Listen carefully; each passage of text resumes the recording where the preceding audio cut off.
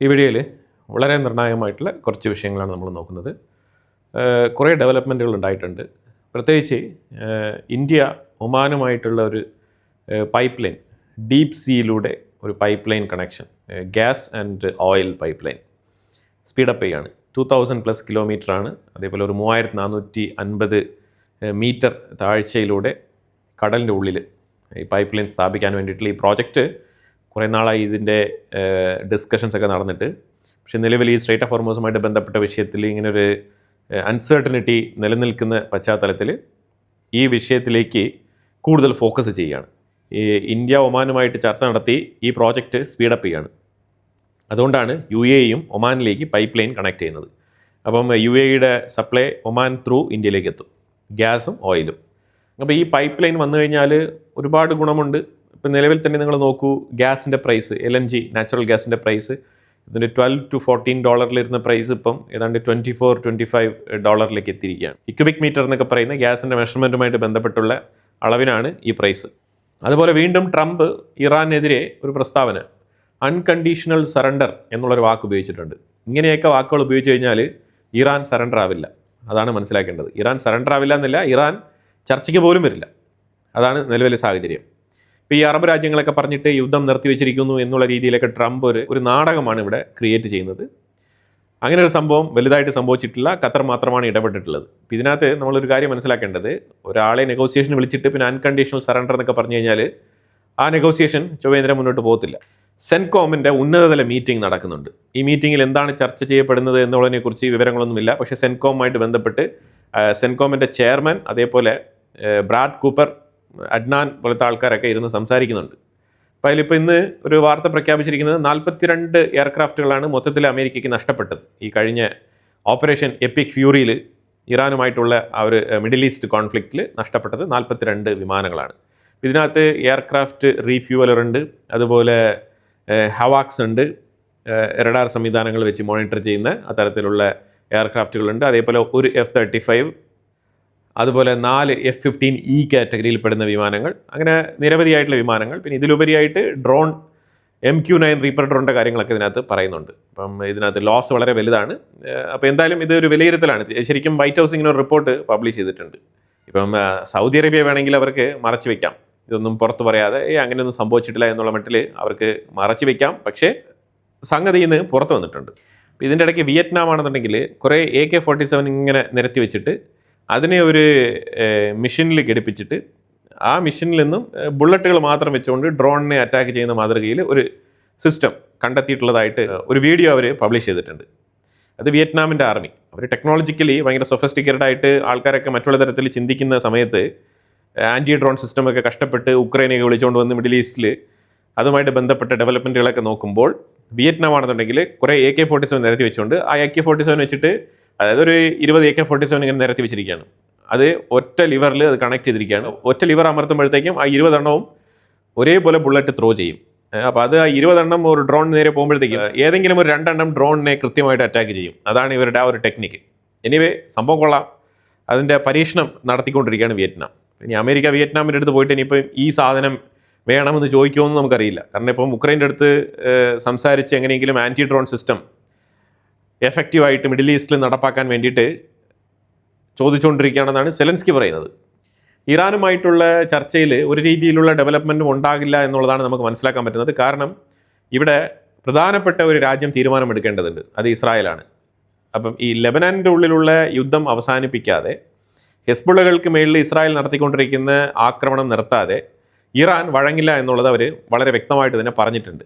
അത് എല്ലാ ഫ്രണ്ടിലും ഉള്ള യുദ്ധം അവസാനിപ്പിക്കണം എന്നുള്ളതാണ് ഇറാൻ്റെ ഒരു കണ്ടീഷൻ. അപ്പോൾ അങ്ങനെ നോക്കുമ്പോഴത്തേക്കും എല്ലാ ഫ്രണ്ടിലും എന്ന് പറഞ്ഞാൽ എല്ലാ ഫ്രണ്ടിലും ഇപ്പോൾ യുദ്ധം നടക്കുന്നില്ല. യഥാർത്ഥത്തിൽ അവസാനിപ്പിക്കേണ്ടത് ഹെസ്ബുള്ളയ്ക്ക് നേരെ നടത്തിക്കൊണ്ടിരിക്കുന്ന ഇസ്രായേലിൻ്റെ ആക്രമണമാണ്. അത് ശക്തിയായി തന്നെ തുടരുന്നുണ്ട്. ശക്തമായി തന്നെ ആക്രമണങ്ങൾ ഓരോ പ്രദേശങ്ങളിലും സെലക്ട് ചെയ്ത് ഇസ്രായേൽ നടത്തിക്കൊണ്ടിരിക്കുകയാണ്.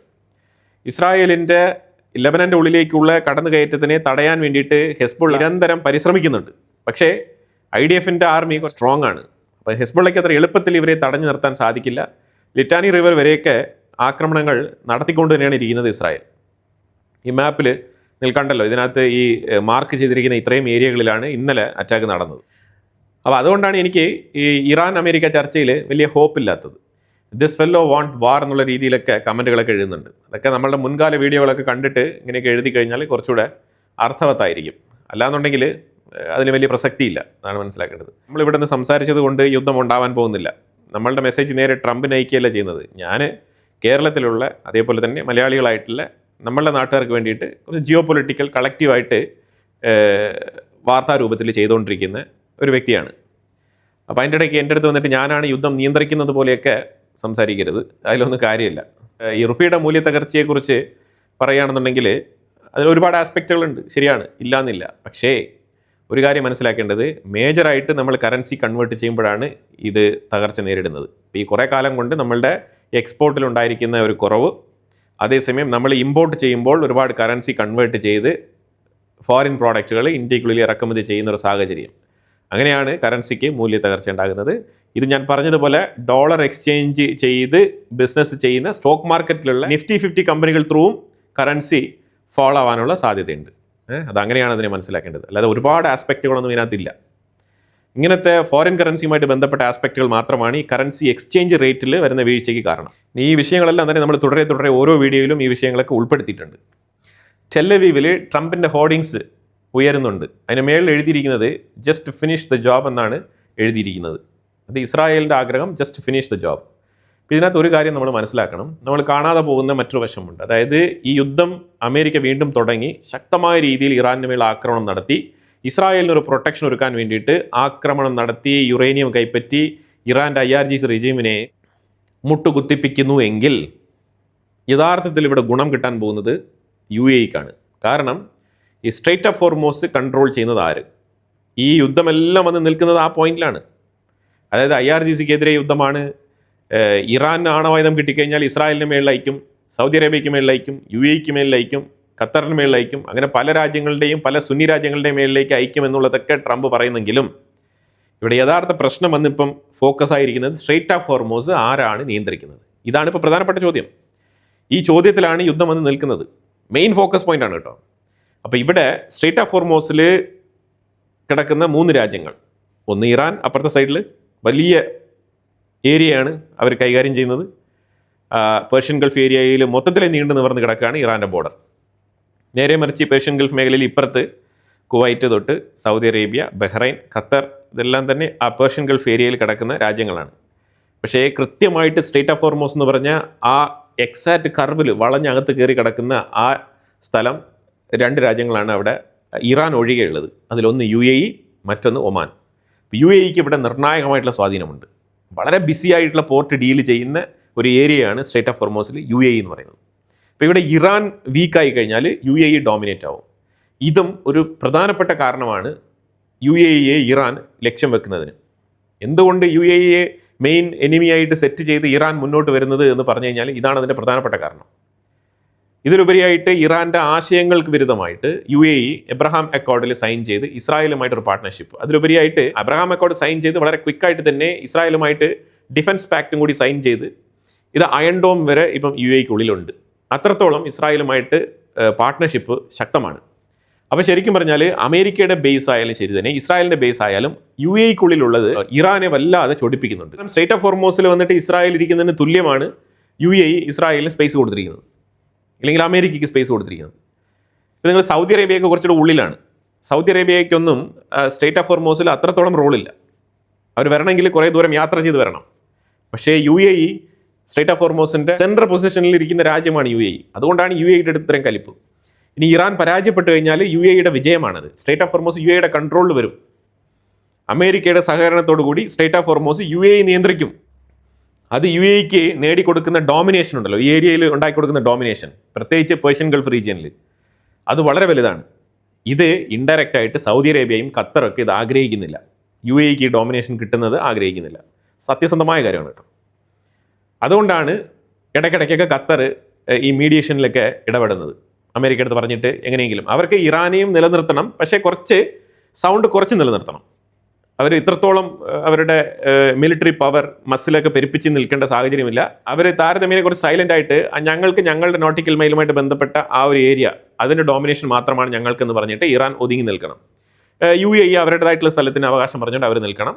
ഇതൊരു കോമൺ ഏരിയ ആയിട്ട് കൊണ്ടുപോകണം, ഒരു ഇൻ്റർനാഷണൽ വാട്ടർ സോൺ ആയിട്ട് ഇതിനെ കൊണ്ടുപോകണം എന്നുള്ളതാണ് ഈ മറ്റുള്ള രാജ്യങ്ങളുടെയൊക്കെ താല്പര്യം.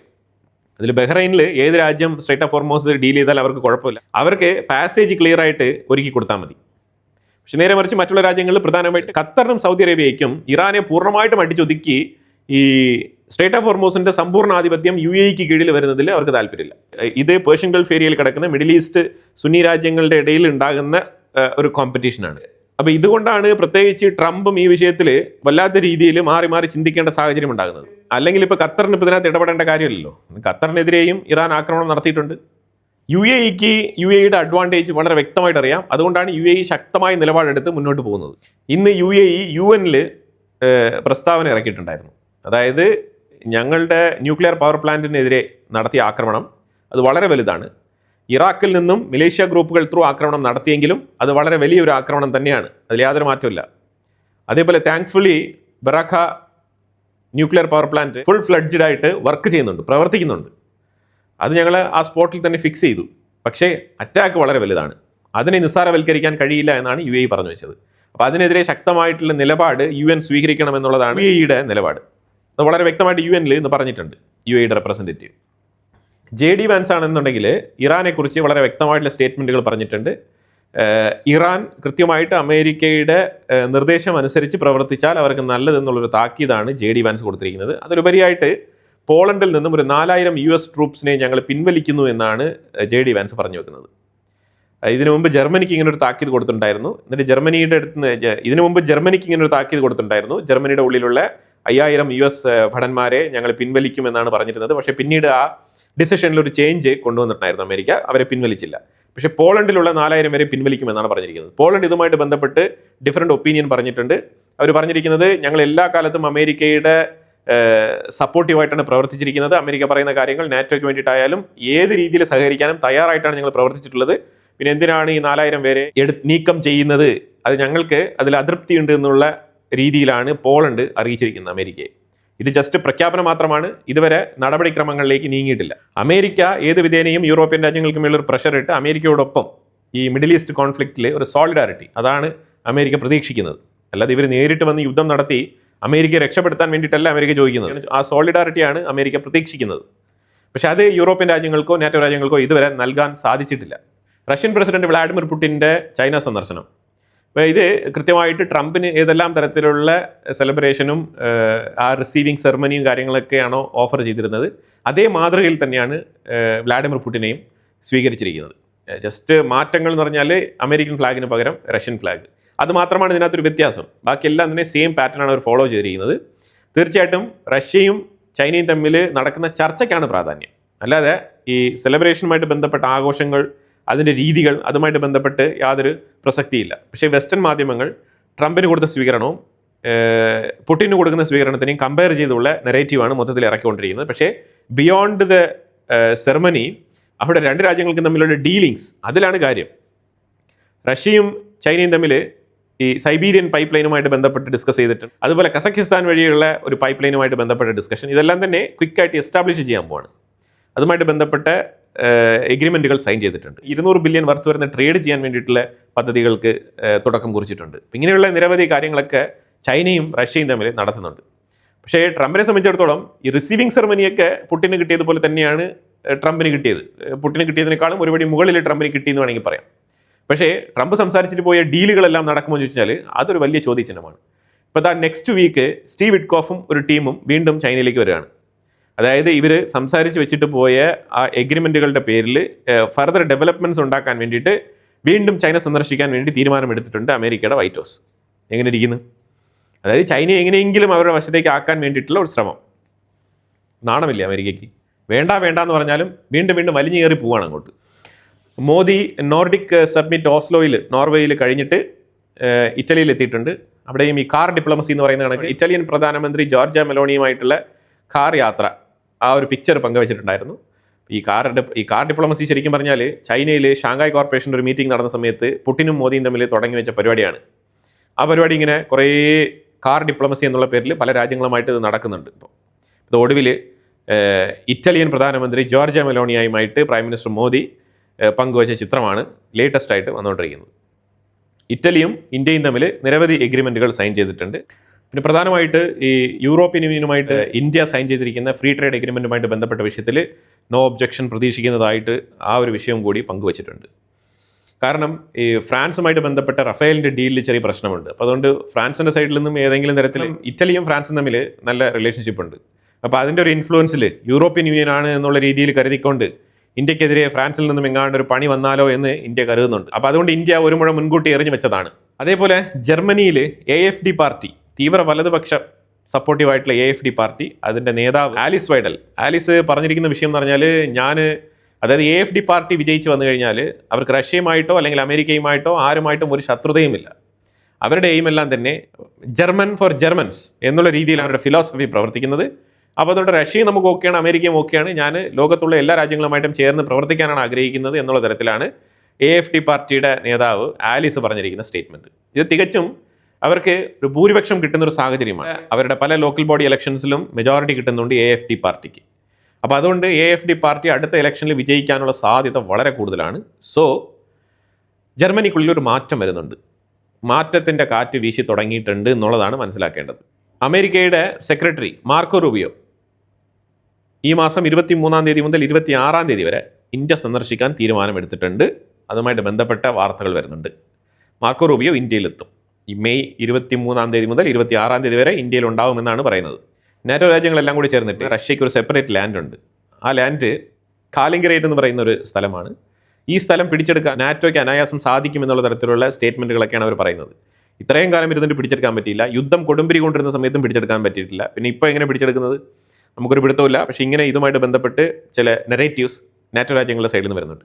പിന്നെ ഈ നാറ്റോ രാജ്യങ്ങളെക്കുറിച്ച് പറയുമ്പോഴത്തേക്കും നോർവേയിൽ നമ്മൾ സിബി ജോർജ് എന്ന് പറഞ്ഞിട്ട് വളരെ ഗൂസ് ബംസ് വരുന്ന രീതിയിൽ ഇന്ത്യയുടെ നേട്ടങ്ങൾ, അതേപോലെ ഇന്ത്യയെ ചൊറിഞ്ഞുകൊണ്ട് ചോദ്യം ചോദിച്ച മാധ്യമ പ്രവർത്തകയ്ക്കെതിരെ കൃത്യമായിട്ടുള്ള മറുപടിയൊക്കെ കൊടുത്തിട്ടുണ്ടായിരുന്നു. വെയിറ്റ് ലെറ്റ് മീ ആൻസർ എന്നൊക്കെ പറഞ്ഞുകൊണ്ട് മൾട്ടിപ്പിൾ ടൈംസ് ഇത് റിപ്പീറ്റ് ചെയ്ത് കാര്യങ്ങളൊക്കെ പറഞ്ഞ് രജിസ്റ്റർ ചെയ്ത് തന്നെയാണ് പുള്ളിക്കാരൻ സംസാരിച്ചത്. പക്ഷേ നമ്മൾ അതിൽ അത്രമാത്രം വലിയ രീതിയിൽ ചിന്തിക്കേണ്ട ആവശ്യമില്ല. പലരും ചോദിക്കുന്നുണ്ട്, പലർക്കും അതിനകത്ത് ഭയങ്കരമായിട്ട് അഭിമാനം കൊള്ളുന്ന രീതിയിലാണ് ഇതെടുത്ത് പറയുന്നത്. പക്ഷേ അവിടെ ആ മാധ്യമപ്രവർത്തക പുള്ളിക്കാരൻ്റെ ഉത്തരം അവസാനിപ്പിക്കുന്നതിന് മുമ്പ് തന്നെ പുള്ളിക്കാരി അവിടുന്ന് സ്ഥലം വിട്ടത് മാത്രമല്ല, ചില പ്രത്യേക മാധ്യമപ്രവർത്തകർ, ലെഫ്റ്റിസ്റ്റ് സപ്പോർട്ടീവായിട്ടുള്ള ആൾക്കാർ ഇന്ത്യക്കെതിരെ ഒരു കാർട്ടൂണും കൂടി പ്രസിദ്ധീകരിച്ചിട്ടുണ്ട്. ആ കാർട്ടൂണിൽ പ്രൈം മിനിസ്റ്റർ നരേന്ദ്രമോദിയുടെ കയ്യിൽ ഒരു പാമ്പിൻ്റെ സിമ്പൽ കൊടുത്തുകൊണ്ട് ഫ്യൂവൽ പൈപ്പിന് പകരം പിടിച്ചിരിക്കുന്നത് പാമ്പാണ് എന്നുള്ള നിലയിൽ ഒരു ഇമേജ്, അതായത് ഒരു കൊളോണിയൽ മൈൻഡ് സെറ്റിൻ്റെ അഹങ്കാരം അവർ എടുത്ത് പറഞ്ഞിട്ടുണ്ട് ആ കാർട്ടൂണിൽ. അപ്പം എന്തായാലും ഇതേപോലെ ഇപ്പോൾ ഈ വെസ്റ്റേൺ രാജ്യങ്ങളിലൊക്കെ മാധ്യമ സ്വാതന്ത്ര്യം എന്നൊക്കെ പറഞ്ഞുകൊണ്ട് free speech, freedom of expression എന്നൊക്കെ പറഞ്ഞുകൊണ്ട് ഭയങ്കര നിയമത്തിൻ്റെ നൂലാമാലകളുള്ള ഒരു രാജ്യമാണ്. അപ്പോൾ അതുകൊണ്ട് അവർക്ക് ഇങ്ങനത്തെ പല രീതിയിലുള്ള പ്രസ്താവനകളും പുറത്തിറക്കാം. ആ രാജ്യത്തുള്ള ലീഡേഴ്സിനെയും അവർ വിമർശിക്കാറുണ്ട്, ഇല്ലാന്നില്ല. അത് സ്വാതന്ത്ര്യത്തിൻ്റെ ഒരു ഏരിയ ആയിട്ട് കരുതിക്കൊണ്ടാണ് അവർ മറ്റുള്ള രാജ്യങ്ങളെയും അവർ അതേപോലെ വിമർശിക്കുന്നത്. അതുപോലെ PM മോദി മാധ്യമപ്രവർത്തകരെ കൂടുതൽ അഡ്രസ്സ് ചെയ്യാൻ നിന്നില്ല നോർവേയിൽ, അവരുടെ ചോദ്യങ്ങൾക്ക് ഉത്തരം നൽകിയില്ല എന്നൊക്കെ പറഞ്ഞിട്ട് ഒരു കമൻട്രി, ഒരു നെറേറ്റീവ് സൃഷ്ടിക്കപ്പെടുന്നുണ്ട്. പക്ഷെ അതൊന്നും നമ്മൾ മൈൻഡ് ചെയ്യേണ്ട കാര്യമില്ല. ഇത് നോർവേ ഗവൺമെൻറ്റും ഇന്ത്യൻ ഗവൺമെൻറ്റും തമ്മിൽ ഗവൺമെൻറ് ടു ഗവൺമെൻറ് റിലേഷൻഷിപ്പിനെ ബാധിക്കുന്ന വിഷയമേ അല്ല എന്നുള്ളതാണ് മനസ്സിലാക്കേണ്ടത്. ഇത് സിംപ്ലി ഫ്രസ്ട്രേറ്റഡ് ആയിട്ടുള്ള ഒരു മാധ്യമപ്രവർത്തകൻ്റെ അല്ലെങ്കിൽ ഒരു മാധ്യമപ്രവർത്തകയുടെ കുരുപൊട്ടൽ മാത്രമാണ്. അതങ്ങനെ കണ്ടാൽ മതി. പിന്നെ സിബി ജോർജ് സാറ് അവിടെ പോയിട്ട് ഇന്ത്യയുടെ മഹത്വം എടുത്ത് വിളമ്പി നമ്പേഴ്സ് കണ്ടുപിടിച്ച് ഞങ്ങളാണ്, സീറോ കണ്ടുപിടിച്ച് ഞങ്ങളാണ് എന്നുള്ള രീതിയിലൊക്കെ പറയുണ്ടായി. പക്ഷേ എനിക്ക് തോന്നുന്നു അവിടെ പോയിട്ട് ഒന്നും പറയേണ്ട ആവശ്യമൊന്നും ഇല്ലായിരുന്നു. ജസ്റ്റ് സിംപ്ലി 1 or 2 ലൈനിൽ ഉത്തരം കൊടുത്തിട്ട് മാറിപ്പോയാൽ മതിയായിരുന്നു. നമ്മുടെ എക്സ്റ്റേണൽ അഫയേഴ്സ് മിനിസ്റ്റർ ജയശങ്കർ സംസാരിക്കുന്നത് പോലെ, കുറിക്ക് കൊള്ളുന്നത് പോലെ 1 or 2 മറുപടികൾ പറഞ്ഞിട്ട് മാറിപ്പോകുന്നതായിരുന്നു നല്ലത്. അപ്പോൾ അവിടെ നിന്ന് വലിയൊരു സ്പീച്ച് കൊടുത്തതുപോലെ കാണികൾക്ക് തോന്നി എന്നുള്ളത് ഒരു യാഥാർത്ഥ്യം കൂടിയാണ്. ഇപ്പം നമ്മൾ നമ്മുടെ രാജ്യത്തിൻ്റെ നമുക്കറിയാവുന്ന കാര്യങ്ങളൊക്കെ എടുത്തു പറയുമ്പോൾ അവർക്ക് അവരുടെ രാജ്യത്തിൻ്റെതായിട്ടുള്ള ചരിത്രമൊക്കെ പഠിച്ചിട്ട് അവരുടേതായിട്ടുള്ള ചില കോൺട്രിബ്യൂഷൻസ്, ഗ്ലോബൽ കോൺട്രിബ്യൂഷൻസിനെ കുറിച്ചൊക്കെ സംസാരിക്കാനുണ്ടാവും അവരുടെ കയ്യിൽ. അതൊരു യാഥാർത്ഥ്യമാണ്. അവിടെ നമ്മൾ പോയിട്ട് മത്സരിക്കേണ്ട ആവശ്യമൊന്നുമില്ല. പ്രത്യേകിച്ച് നമ്മളുടെ രാജ്യത്തിൻ്റെ ഡെലിഗേഷൻസ് അവിടെ ഉണ്ട്. അപ്പോൾ ആ സാഹചര്യത്തിൽ ജസ്റ്റ് നമ്മൾ സ്മൂത്തായിട്ടൊരു മറുപടി കൊടുത്തിട്ട് മാറിപ്പോകുന്നതായിരിക്കും നല്ലത്. കുറച്ച് ചിരിച്ചുകൊണ്ട് അഡ്രസ്സ് ചെയ്യാമായിരുന്നു ആ വേദി. എന്നാലും കുഴപ്പമില്ല, ഇറ്റ്സ് ഓക്കെ. എബോള വൈറസിൻ്റെ സ്പ്രെഡിങ് ഏതാണ്ട് 500-ലധികം കേസുകൾ ഇപ്പോൾ ഇതുവരെ റിപ്പോർട്ട് ചെയ്യപ്പെട്ടിട്ടുണ്ട്. ഇത് കോങ്കോയിലാണ് ഇത് തുടങ്ങിയത്. ഏതാണ്ട് 136 ആൾക്കാർ ഇപ്പോൾ ഇതുവരെ മരണപ്പെട്ടിട്ടുണ്ട് ഈ എബോള വൈറസിൻ്റെ ഇമ്പാക്റ്റിൽ. ഇത് തൊട്ടടുത്ത റുവാണ്ട, അതേപോലെ തന്നെ പല രാജ്യങ്ങളിലേക്കും ഇത് പകരാനുള്ള സാധ്യതയുണ്ട് എന്നുള്ള വാർത്തയും കൂടി വരുന്നുണ്ട്. അതുകൊണ്ട് വളരെ കെയർഫുള്ളായിട്ട് ഡീല് ചെയ്യുക. ഒമാൻ്റെ തീരവും ഗുജറാത്ത് തീരവും തമ്മിൽ ബന്ധിപ്പിക്കാൻ തീരുമാനിച്ചിരിക്കുന്ന ഈ ഒരു ഓയിൽ ഗ്യാസ് പൈപ്പ് ലൈൻ പദ്ധതിക്ക് 40,000 കോടി മുതൽ 43,000 കോടിയാണ് ഇതിൻ്റെ ബഡ്ജറ്റ്. 5 മുതൽ 7 വർഷം എടുക്കും ഈ പ്രോജക്റ്റ് ഫുള്ളായിട്ട് പൂർത്തിയാവാൻ. 2000+ കിലോമീറ്ററാണ് ഇതിൻ്റെ ദൈർഘ്യം, ഇതിൻ്റെ ലെങ്ത്. പിന്നെ ഇത് സ്ട്രേറ്റ് ഓഫ് ഹോർമോസിനെ ബൈപ്പാസ് ചെയ്തുകൊണ്ടുള്ള ഒരു കണക്ഷനാണ്. ഇതിൻ്റെ ഏറ്റവും ആഴം കൂടിയ ഏരിയ എന്ന് പറഞ്ഞാൽ 3450 മീറ്ററാണ്. അവിടെയാണ് സീ ബെഡ്. അപ്പോൾ എല്ലാ സ്ഥലത്തും ഇതേ അളവല്ല, മാക്സിമം അളവ് വരുന്ന ഒരു ഏരിയയാണ് ആ പോയിന്റ്. ബാക്കിയെല്ലാം തന്നെ അതിനും കുറവാണ്. ഇപ്പോൾ സേജ് എന്ന് പറഞ്ഞൊരു company, south Asia gas enterprises എന്ന് പറഞ്ഞ കമ്പനിയാണ് ഇതുമായിട്ട് ബന്ധപ്പെട്ട സർവേ നടത്തിയിരിക്കുന്നത്. പഠനങ്ങൾ പൂർത്തിയായി. അപ്പോൾ അതുകൊണ്ട് തീർച്ചയായിട്ടും ഏത് റൂട്ടിലൂടെ ഇത് ഇടണം, ഏതൊക്കെ വഴിയിലൂടെയാണ് ഇത് കടന്നു പോകേണ്ടത് എന്നുള്ളതിനെ കുറിച്ചൊക്കെ ഇവർ പഠനങ്ങൾ നടത്തി കൃത്യം സർവേ ചെയ്ത് ആ പ്രോജക്റ്റ് സ്റ്റാർട്ടപ്പ് മോഡിൽ എത്തിയിട്ടുണ്ട്. ഇപ്പോൾ ഇതിനകത്ത് 3 കമ്പനികൾ ഇപ്പോൾ ഇതിനകത്ത് ജോയിൻ ചെയ്യാൻ തീരുമാനിച്ചിട്ടുണ്ട്. അപ്പോൾ അതിനകത്ത് ഒന്ന് ഗെയിൽ എന്ന് പറഞ്ഞ ഒരു pipe line company, engineers India എന്ന് പറഞ്ഞിട്ടുള്ള ഒരു കമ്പനി, അതേപോലെ ഇന്ത്യൻ ഓയിൽ. ഈ 3 കമ്പനികളാണ് ഇപ്പോൾ ഇന്ത്യൻ ഗവൺമെൻറ്റുമായിട്ട് ചേർന്ന് സംസാരിച്ചുകൊണ്ടിരിക്കുന്നത്. ആർക്ക് ഈ പ്രോജക്റ്റ് പോകും എന്നുള്ളത് നമുക്കറിയില്ല.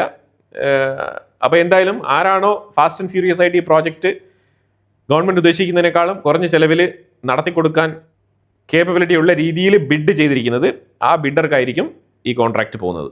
അപ്പോൾ എന്തായാലും ഒരു സൈഡിൽ സെൻകോമിൻ്റെ മീറ്റിംഗ് ഒക്കെ നടക്കുന്നുണ്ട്. അമേരിക്കയുടെ അടുത്ത ആക്ഷനും ഇറാൻ്റെ റെസ്പോൺസും കാര്യങ്ങളൊക്കെ ആയിട്ട് അടുത്ത വീഡിയോയിൽ വരാം. നിങ്ങളുടെ അഭിപ്രായങ്ങൾ കമൻറ്റ് ബോക്സിൽ രേഖപ്പെടുത്തുക. Thank you so much.